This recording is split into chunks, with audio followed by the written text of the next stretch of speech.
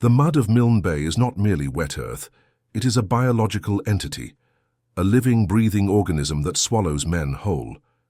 It is August 1942, on the eastern tip of New Guinea, and the world is dissolving into a grey, malaria-ridden slush.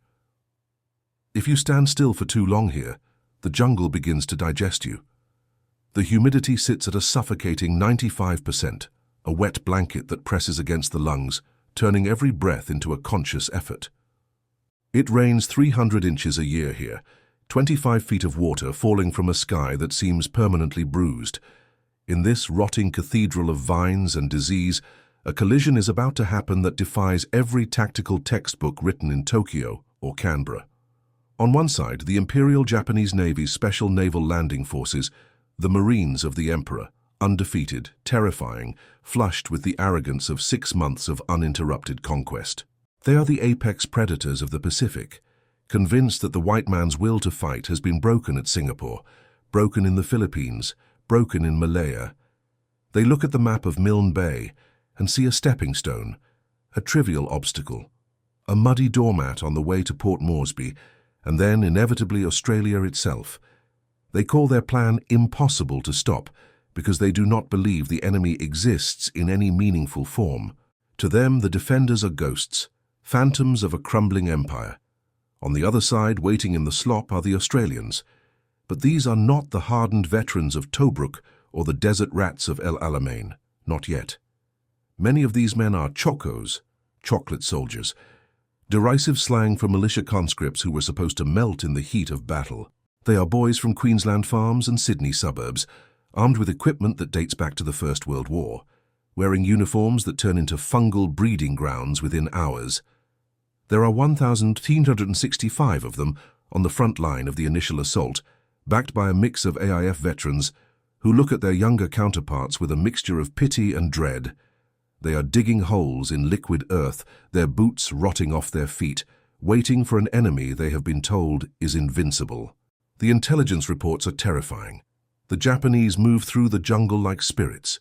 They don't take prisoners, they eat the flesh of the dead. Fear is the primary currency here. It smells like cordite and unwashed bodies. But what the Japanese do not know, what their arrogant commanders in Rabaul have failed to calculate, is that desperation has a unique chemical property. When you back a rat into a corner, even a chocolate rat, it doesn't melt. It bites. And it bites with a ferocity that can tear the throat out of a giant. This is the story of how a suicidal defense, a plan built on mud and stubbornness, turned the tide of the Pacific War not with grand strategy, but with the bayonet, the grenade, and the refusal to take one step back. To understand why 4,000 elite Japanese troops were about to walk into a meat grinder, we have to look at the map through the eyes of Commander Mitsuharu Mikawa. The Japanese strategy is simple: speed and shock. They need an airfield at the tip of New Guinea to dominate the Coral Sea. Milne Bay is a perfect natural harbour, a deep gash in the coastline, 7 miles wide and 20 miles long, surrounded by mountains that trap the clouds and the rain. It is a strategic prize. Allied intelligence, specifically the signals intercepts from Magic, knows they are coming. But knowing the enemy is coming and stopping them are two different things. The Australian commander, Major General Cyril Claus, is a man under siege not just by the enemy, but by his own superiors. In Melbourne, General MacArthur and General Blamey are screaming for aggression, demanding he hold the ground. Claus is a methodical, cautious man, a veteran of Gallipoli and France. He looks at Milne Bay and sees a trap. The bay is too wide to defend everywhere. The jungle is too dense to see anything. If he spreads his men too thin, the Japanese will punch through like a needle through wet paper. If he concentrates them, he risks being flanked. It is a tactical nightmare. He decides on a plan that seems suicidal to the armchair generals. He will largely concede the beaches. He will let the Japanese land. He will let them walk into the swamp. And then he will kill them in the dark. The Japanese invasion force, known as the RE operation, leaves Rabaul on August 24th. They are in high spirits. Why shouldn't they be? They are the conquerors of Asia. The men of the 5th Kure Special Naval Landing Force are tough, disciplined, and brutal. They carry the Type 38 Arisaka rifle, the knee mortar, and the heavy Type 92 machine gun. They have light tanks, Type 95 Hago tanks, that can traverse mud that would stop a truck. They expect to brush aside the Australian resistance in a matter of days. Their intelligence tells them there are perhaps a few hundred men at Milne Bay, poorly equipped and ravaged by disease. They are bringing 2,400 men in the first wave alone, with another 1,200 to follow. The math in their minds is absolute. 4,000 elites versus a handful of sick conscripts. It isn't a battle plan, it's a liquidation schedule. But the friction of war begins before the first boot hits the sand. As the Japanese convoy steams south, Allied air power intervenes. RAF Kittyhawks flying from the very airstrips the Japanese want to capture spot the barges. They dive. The slaughter on the water is the first sign that this will not be a parade. Barges explode. Men drown in their heavy gear. Supplies, critical food and ammunition, sink to the bottom of the Solomon Sea. The Japanese Commander Shojiro Hayashi, is forced to land his troops miles east of the intended landing zone. Instead of landing near the airfield, they are dumped onto a narrow strip of coast near Ahioma, separated from their objective by 7 miles of the worst terrain on Earth. It is a jungle corridor of death, squeezed between razor-backed mountains and the shark-infested bay. And waiting in that corridor are the Australians. Among the defenders is Private Jack Bluey Thompson, a composite of several militia diarists, a 19-year-old from Brisbane. He has never fired a shot in anger. He sits in a waterlogged pit near KB Mission, a small clearing in the jungle that is about to become famous for all the wrong reasons.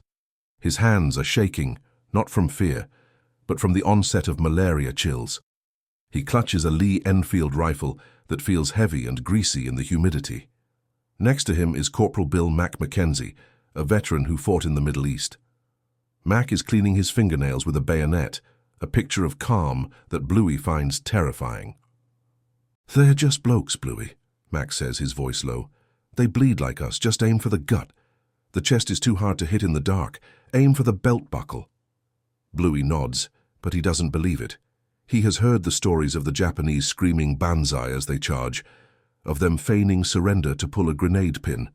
The jungle around them is noisy, insects buzzing like chainsaws, birds screaming, but underneath it, there is a silence. The silence of thousands of men holding their breath. The night of August 25th brings the enemy. It is a pitch-black night, rain pouring in sheets so thick you could drown looking up. The Japanese landing barges crunch onto the gravel at Wagga Wagga. They pour out, organizing quickly despite the chaos of the air attacks. They have their tanks. 2 of them land successfully. The sound of their engines revving is a new horror for the militia boys. Tanks in the jungle. It was supposed to be impossible. The trees are too thick. The mud is too deep. But the Japanese have brought flamethrowers and headlights. They begin to advance west along the coastal track, pushing towards the airfields. The first contact is not a grand battle. It is a confused, bloody stumble in the dark. An Australian patrol boat, the Bronzewing, stumbles into the Japanese fleet and is blown out of the water. On land, the forward pickets of the 61st Militia Battalion see movement. Shadows detaching themselves from shadows. "Halt! Who goes there?" a sentry screams. The answer is a burst of frantic Japanese shouting and the chatter of a Nambu machine gun. The tracers rip through the wet leaves like angry fireflies. The battle for Milne Bay has begun. It is messy. It is intimate. At ranges of less than 10 yards, men are shooting at muzzle flashes. The Japanese tactics are immediately apparent. Aggression. They don't seek cover, they seek contact. They push forward, probing the Australian lines, looking for a weak spot. And they find the militia. The 61st Battalion is stretched thin. They fall back, fighting a delaying action. To the Japanese, this retreat confirms their bias. The enemy is running. They press harder. Commander Hayashi orders his tanks forward. The Type 95s clank along the muddy track, their headlights cutting through the rain, blinding the defenders. Private Thompson sees the lights first. "Tank!" The scream goes down the line. Panic, cold and sharp, spikes in his chest. They have no anti-tank guns here. Only boys' anti-tank rifles. heavy, useless pieces of pipe that fire a 55 caliber round that usually bounces off Japanese armor like pebbles. Thompson watches as a tank rumbles into view, its machine guns spraying the undergrowth. A man near him, a kid named Evans, stands up to throw a grenade and is cut in half. The sound is wet and final. Thompson fires his rifle, working the bolt, aiming for the slits in the tank's armor, knowing it's futile. The monster rolls on. The Australians break. They run back through the mud, slipping, falling, abandoning kit. It looks like a rout. In Rabaul, the radio messages are triumphant. Enemy fleeing, airfield capture imminent. But General Close is not panicking. He is watching the map. He sees the Japanese pushing into the funnel. The further west they come, the narrower the track gets, the deeper the mud becomes. He is trading space for time. He knows that the Japanese supply lines are stretching. He knows that every mile they march in that rain is a mile that saps their strength. He orders the 210th Battalion, tough AIF veterans, to move up and stiffen the line. He brings up his artillery, 25-pounder guns that can drop high explosives with pinpoint accuracy. He is setting the table for a slaughter. The Suicidal plan relies on the Japanese belief that the Australians will keep running. Clowes is betting everything on the moment when his men stop running and start digging. The conditions for the Japanese are deteriorating rapidly. They have no tents. They have little food. The rain dissolves their rice rations into paste. Their uniforms are soaked through, and they are walking into a disease trap. Milne Bay is one of the most malarial spots on Earth. The Anopheles mosquito doesn't care about the emperor. It bites Japanese skin just as easily as Australian. Within 24 hours, men are shivering with fevers of 104 degrees. But their discipline drives them on. They attack again the next night, and the night after that. Always at night. The Japanese hate the day, because the day belongs to the RAF Kitty Hawks. The P-40 pilots, flying from the muddy strip at Guinea Field just a few miles away, are the angels of death. They fly so low, their propellers clip the palm fronds. They strafe the Japanese columns with 650 caliber machine guns. The sound is a continuous ripping roar. Japanese bodies are blown apart, shredded, turned into unrecognizable meat on the track. The tanks are hunted down and disabled. But when the sun sets, the planes land, and the demons of the jungle come out again. By August 27th, the Japanese have reached the edge of the KB mission. This is the first major defensive line.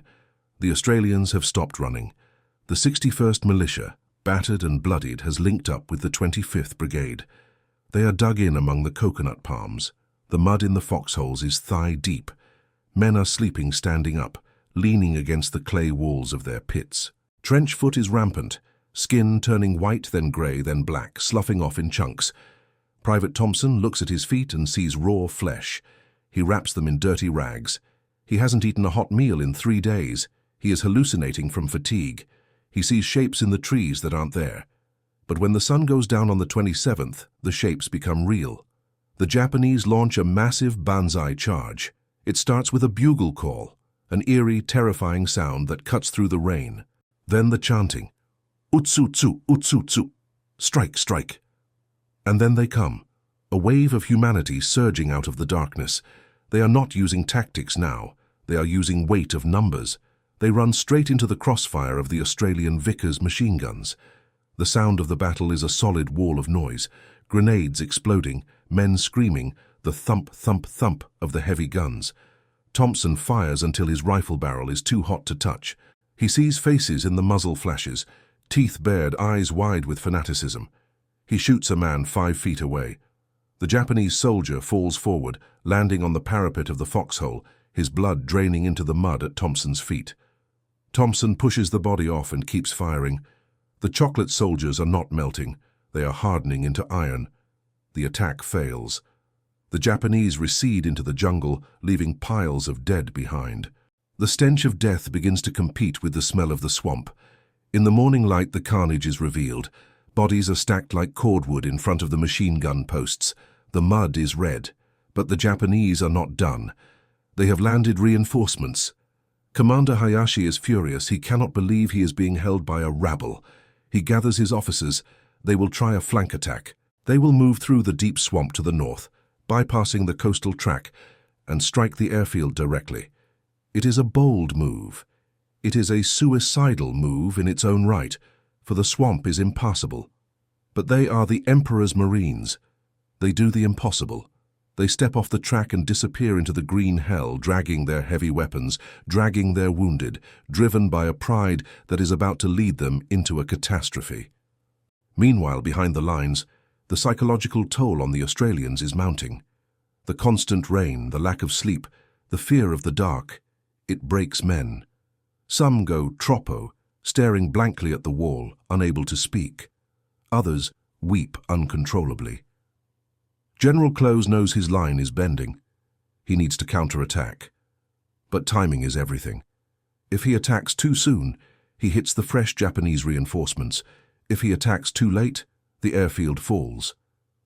He is playing a game of poker with human lives. He orders the 212th Battalion to prepare. These are fresh troops. They are angry. They have heard what the Japanese did to the captured militiamen, found tied to trees, bayoneted, mutilated. The rage is cold and focused. They are not fighting for territory anymore. They are fighting for revenge. The stage is set for the turning point. The Japanese believe they are pushing a crumbling enemy. The Australians know they are luring a blind giant into a pit. The mud is about to claim its due. As the rain intensifies, turning the battlefield into a slurry that sucks boots off feet and drowns the wounded where they fall, the two armies prepare for the final collision. The impossible plan is about to be tested against the reality of the bayonet. And in the darkness of the Milne Bay jungle, the myth of Japanese invincibility is waiting to die. The darkness at Milne Bay on August 31st, 1942, is not merely the absence of light. It is an oppressive physical entity. The rain has stopped momentarily, leaving behind a dripping silence that is more unnerving than thunder.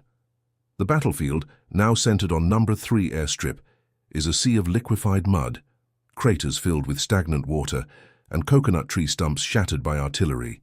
The smell is a nauseating mix of rotting vegetation, sour cordite, and the sickly sweet stench of decomposing bodies that have bloated in the tropical heat. For the Australian defenders entrenched at the edge of the strip, an exhausted mix of the 25th and 61st Battalions, now reinforced by the veterans of the 212th, this is the line in the sand. Or rather, the line in the slime. Behind them are the Kitty Hawks, the only things keeping Japan from dominating the skies. In front of them, invisible in the black mass of the jungle at the eastern end of the strip, are the Imperial Marines. They are gathering.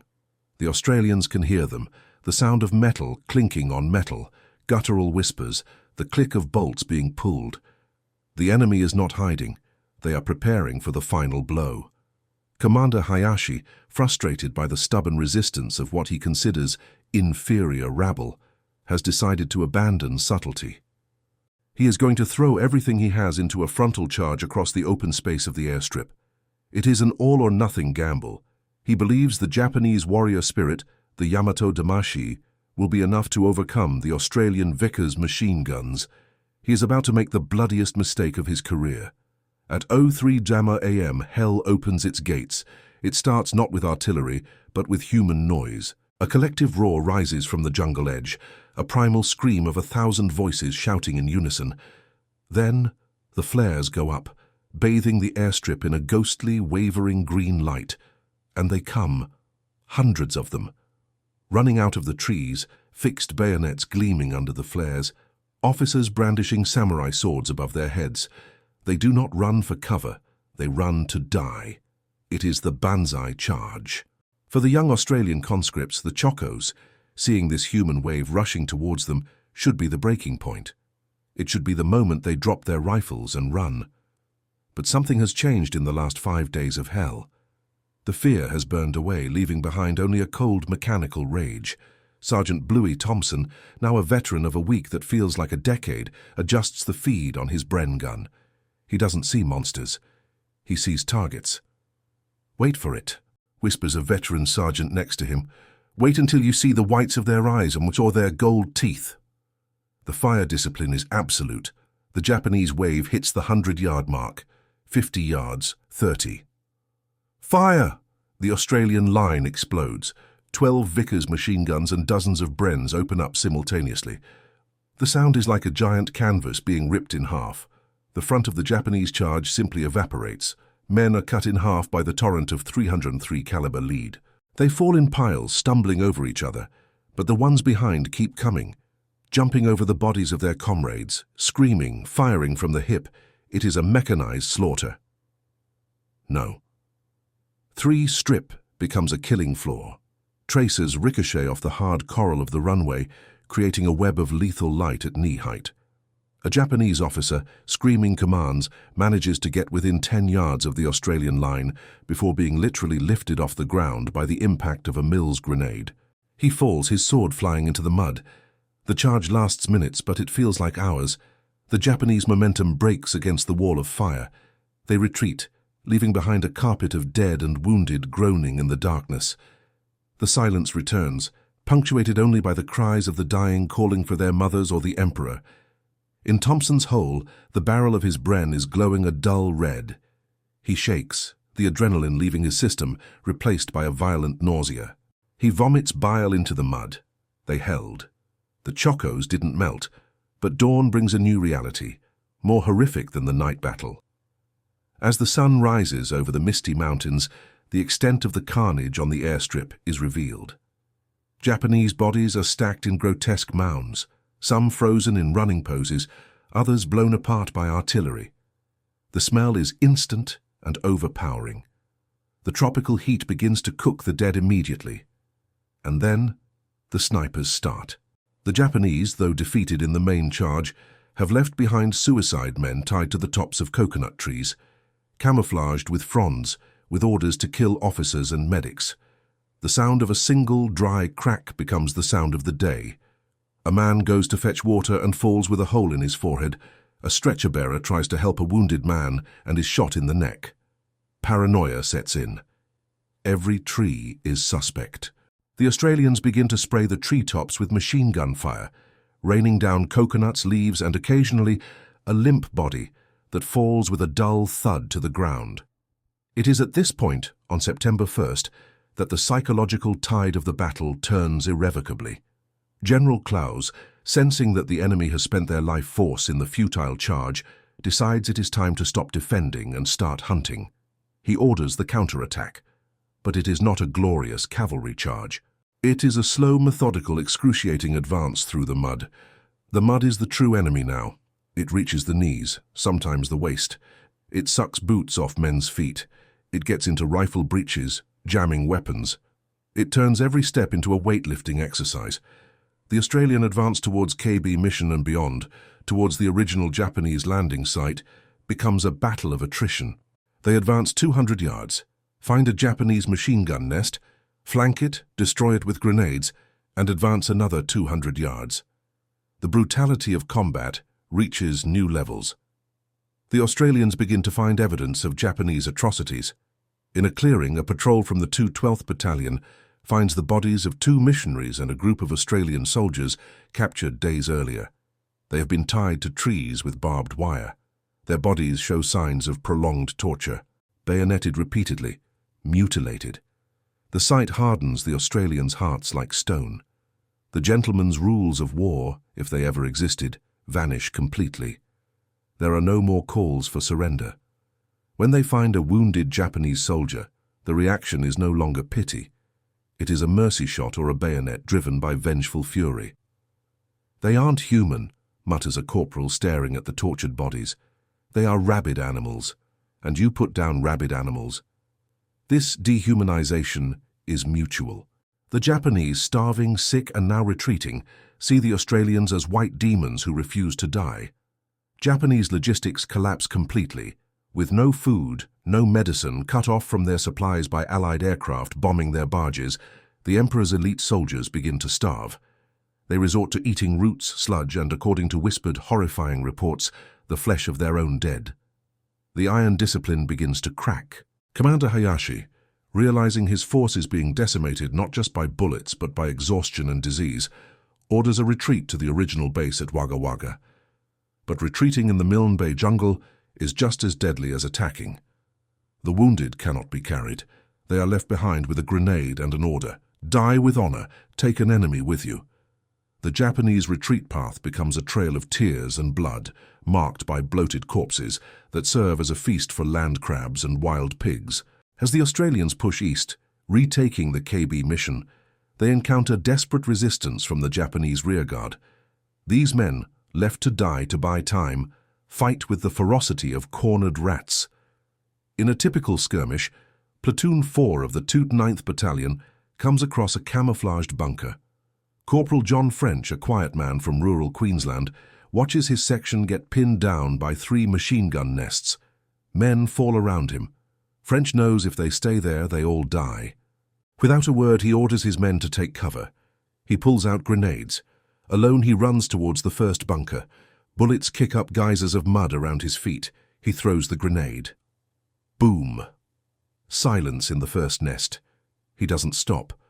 He runs to the second, firing his Thompson submachine gun from the hip. He silences it. But he is wounded now, bleeding. The third bunker still spits fire. French, stumbling, gathers his last strength and launches himself against the third position. The final explosion silences the enemy guns forever. When his men move up, they find French dead, draped over the body of a Japanese gunner. He had cleared the path alone. His posthumous Victoria Cross would be a testament to the courage born in that mud hell. But individual heroism is only part of the equation. The Australians' true secret weapon remains the Kitty Hawks of No. 75 and 76 squadrons. With the weather clearing slightly, the pilots fly almost suicidal close support missions. They fly so low that the empty casings from their cannons fall onto the heads of their own troops.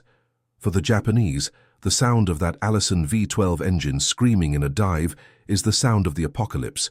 There is nowhere to hide. The 50 caliber rounds turn the jungle into sawdust and flesh into red mist.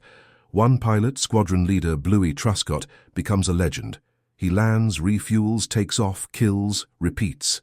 His aircraft is full of rifle bullet holes fired from the ground, but he keeps flying. The air support breaks the backbone of Japanese logistics. They cannot move a boat, a truck, or even a large group of men during the day without being torn apart. By September 4th, the situation for the Japanese has gone from desperate to catastrophic. Commander Hayashi sends a radio message to Rabaul. The arrogance is gone. The tone is pleading. The situation is critical. Our losses are heavy. I request permission to evacuate. Rabaul's response is delayed. High Command cannot process the defeat. How can 4,000 samurai lose to militiamen? They hesitate, and in that hesitation, hundreds more men die in the mud. Finally, the order comes: evacuate. But there are no transport ships. The Imperial Navy will have to send cruisers and destroyers at night to rescue the survivors. Until then, they must hold the beach at Wagga Wagga. The final Australian march to crush the Japanese beachhead is a descent into the heart of darkness. The rain restarts with full force, turning the battlefield into a lake. Men have been living in water for 10 days. Their uniforms are rotting, tearing at the slightest touch. Their skin is covered in ringworm and tropical ulcers. Dysentery is so common that men cut out the backs of their trousers so they don't have to constantly pull them down. They march like zombies, driven only by hatred and inertia. Kill or be killed is no longer a cliché. It is the only remaining brain function. They reach the outskirts of Wagga Wagga and find the Japanese field hospital. The scene awaiting them defies description. The smell hits them from 200 yards away. Hundreds of wounded and sick have been left there. Without medicine, wounds have turned gangrenous. Maggots infest the living. Some Japanese, unable to move, try to detonate grenades against their own chests when they see the Australians. Others beg for water. But there is no water. There is only mud and blood. The Australian soldiers, hardened by everything they have seen, move through the hospital like grim, exterminating angels. There is no pleasure in the killing now, just a sanitary necessity. It is the end of humanity at Milne Bay. War has reduced everything to basic biology: survive and eliminate the competition. On the night of September 5th, the Japanese rescue ships appear on the horizon, black silhouettes against the grey sea. The cruiser, Tenryu, and 2 destroyers. They begin to shell the coast to cover the retreat, their 5-inch guns ripping up the jungle. The Australians take cover in their water-filled craters, hugging the shaking earth. Under the cover of the explosions, the remnants of the Special Naval Landing Force, once the proud elite, drag themselves to the beach. They do not march, they crawl. Healthy men carry the wounded, but many are left behind in the surf, too weak to climb onto the barges, drowning yards from salvation. The loading is chaotic.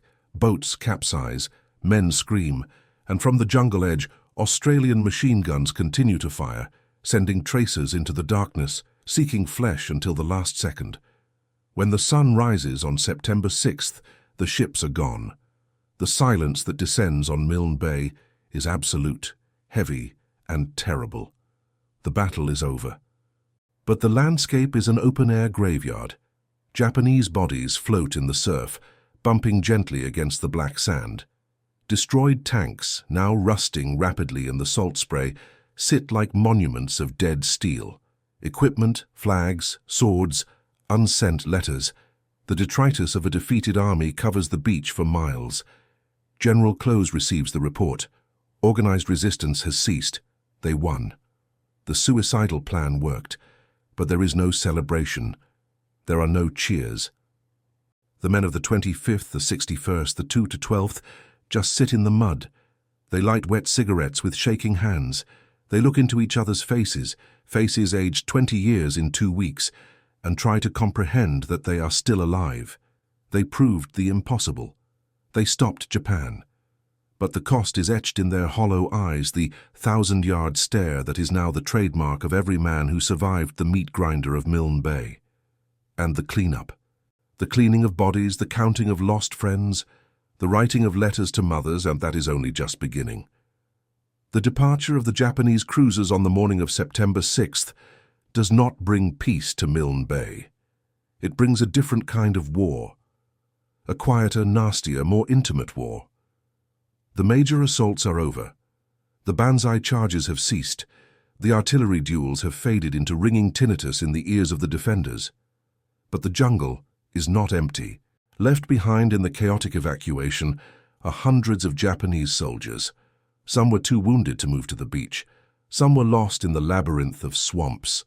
Some were simply abandoned by officers who prioritized saving the regimental colors over saving their men. These stragglers are now trapped in a hostile biological cage, cut off from food, medicine, and hope. They are the living ghosts of the Emperor's army. And the Australians, fueled by a week of witnessing atrocities and the death of their mates, are not in a mood to take prisoners. The order comes down from General Close, unwritten but understood in every platoon. Clear the area. It is a euphemism for extermination. The Battle of Milne Bay transforms from a clash of armies into a manhunt. For Corporal Mac Mackenzie and the survivors of the 212th Battalion, the victory feels like a hallucination. They are standing in the wreckage of the Japanese beachhead at Wagga Wagga, surrounded by the detritus of a collapsed invasion force. The beach is a junkyard of imperial ambition.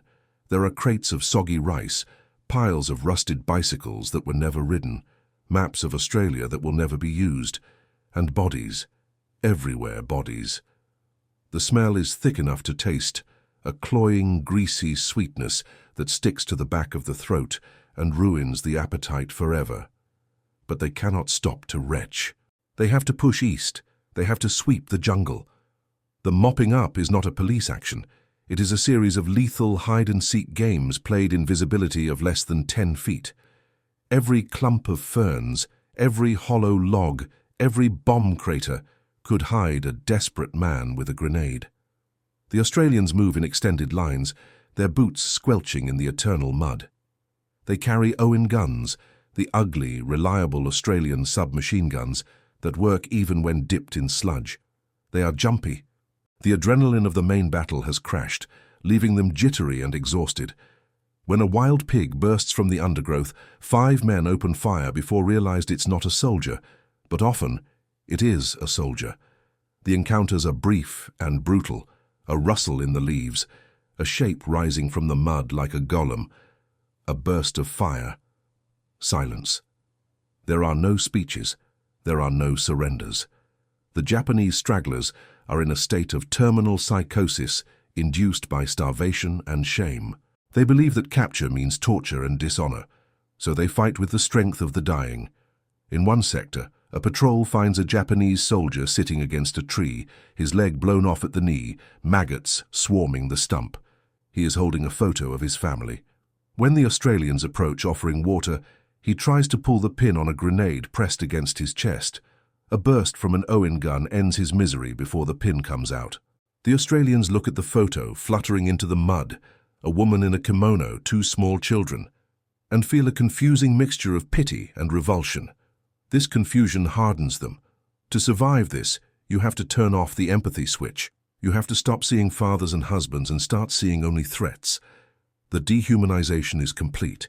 The enemy becomes vermin to be flushed out.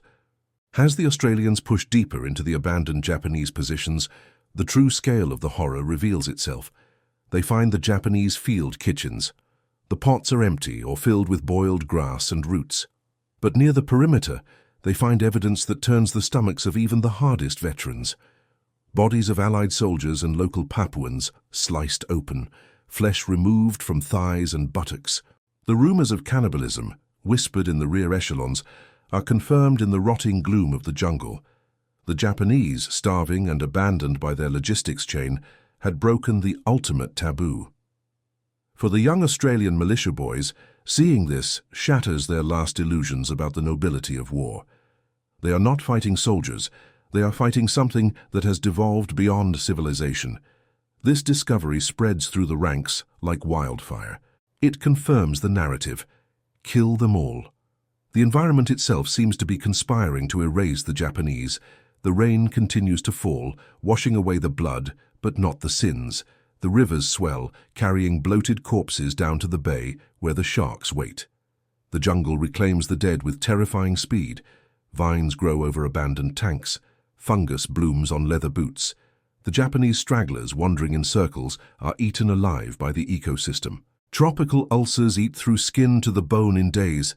Malaria shakes them until their hearts give out. Dysentery drains the fluid from their bodies until they are husks. Australians on patrol often find them already dead, curled up in fetal positions, clutching their rifles, killed not by a bullet but by New Guinea itself. Yet amidst this grim cleanup, the strategic magnitude of what has happened begins to dawn on the commanders. General Clowes sends a signal to MacArthur's headquarters. All organized resistance has been crushed. It is a sentence that changes the course of the Pacific War. For 6 months, since the fall of Pearl Harbor, the Japanese army had been an unstoppable juggernaut. They had swept through Malaya, Singapore, the Philippines, the Dutch East Indies and the islands of the Pacific, without suffering a single defeat on land. They were considered invincible supermen, masters of the jungle, destined to rule Asia. The psychological weight of this myth had paralyzed Allied commanders. But here in the mud of Milne Bay, a force of Australian militia and AIF regulars, men dismissed as amateurs and chocolate soldiers, had stopped them cold.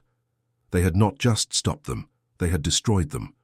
Of the 2,400 elite Marines who landed in the first wave, fewer than 1,300 evacuated. The rest are rotting in the swamp. The news travels to Tokyo, but it travels slowly, filtered through layers of denial and face-saving lies. The Japanese High Command cannot accept the reality. They classify the defeat as a tactical withdrawal. But the soldiers know. The survivors who scrambled onto the destroyers carry the truth back to Rabaul. They tell stories of the green demons, the Australians in their jungle greens, of the relentless artillery, of the mud that swallowed tanks. The aura of invincibility is shattered. The shame is absolute. Commander Hayashi, the man who led the landing with such arrogance, is devastated. In the code of the Imperial Navy, defeat is worse than death. It is a stain on the soul that cannot be washed away. Back at Milne Bay, the mopping up continues for weeks. It becomes a routine of grim efficiency. Private Bluey Thompson, now hollow-eyed and 20 pounds lighter, moves through the jungle like a ghost himself. He has stopped jumping at shadows. He walks with a slouch, his uniform a patchwork of rot and dried mud. He finds a Japanese diary on a dead officer. He can't read the kanji, but he keeps it. It feels like a talisman. He wonders if the man who wrote it knew he was going to die in a place that God forgot. Thompson and his mates are pulled off the line eventually, rotated back to the airfield perimeter to rest, but there is no real rest. They sleep with one eye open. They wake up screaming, reaching for rifles that aren't there. They have survived, but they have left pieces of themselves in the mud that they will never get back. The victory at Milne Bay is not celebrated with parades. It is acknowledged with a grim nod. Field Marshal Sir William Slim, the British commander in Burma, would later write, "Australian troops had at Milne Bay inflicted on the Japanese army its first undoubted defeat on land. Some of us may forget that, of all the Allies, it was Australian soldiers who first broke the spell of the invincibility of the Japanese army. It is a monumental achievement, bought with blood and suffering. But for the men on the ground, history is an abstract concept. The reality is the smell of the dead. The reality is the grave-digging parties. The reality is the letter-writing. The chaplains move among the men, trying to offer solace, but words ring hollow against the backdrop of the slaughter. How do you explain the necessity of killing a starving man who is too weak to stand? How do you justify the ferocity of the bayonet charge to a god of peace? The men stop asking these questions. They just exist. They smoke cigarettes until their fingers burn. They clean their weapons obsessively. They wait for the next order, because they know this is just the beginning. Milne Bay was the turning point, yes. It proved the Japanese could be beaten, but it also proved what it would cost to beat them. It would cost everything. Every island, every beach, every patch of jungle on the road to Tokyo would have to be bought with this same currency of mud and blood. As September turns to October, the rain finally begins to ease, but the mud remains. The battlefield is slowly sanitized. Bulldozers bury the mass graves. The shattered coconut trees stand as silent sentinels, their trunks riddled with shrapnel. The war moves on. The focus shifts to Guadalcanal, to Kokoda, to Buna. Milne Bay becomes a rear area, a logistics hub. But for the 365 defenders who stood in the rain and faced the Banzai charge, time is frozen. They are the first men to look into the eyes of the dragon and not blink. They have crushed the elite. They have done the impossible. And in doing so, they have condemned themselves to know the terrible secret of victory. That winning a war doesn't feel like glory. It feels like survival. And survival is a heavy burden to carry when so many of your friends are lying under the wet, black earth of New Guinea. When the last shots echo and fade into the humid jungle of Milne Bay, what remains is not the jubilation of victory, but the crushing weight of memory. It is mid-September 1942. The rain, which seemed like a divine punishment during the battle, has subsided to a persistent drizzle, as if the sky is washing the wounds of the earth. But the earth does not forget. Number 3. Airstrip, the stage of the suicidal Banzai charge, is now a silent cemetery. The Australian burial parties move with a reverent, exhausted slowness. They are not just burying bodies, they are burying the innocence of a nation. Young men of 18, 19, who arrived in Papua as scared boys from suburbs and sheep farms, now dig mass graves with the mechanical efficiency of veteran gravediggers. They wrap their friends in mud-soaked blankets. There are no coffins. Wood rots too fast here.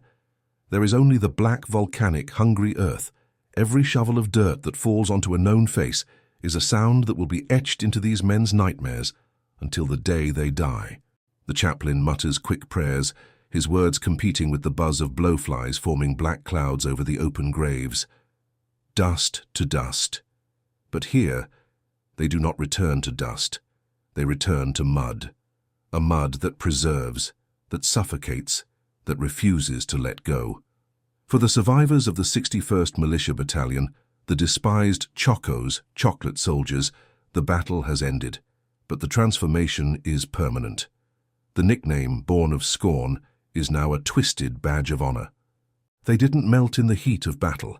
They were forged in it, but the price of that forging is visible in their eyes. It is the 1,000-yard stare, a vacuum where the soul used to be.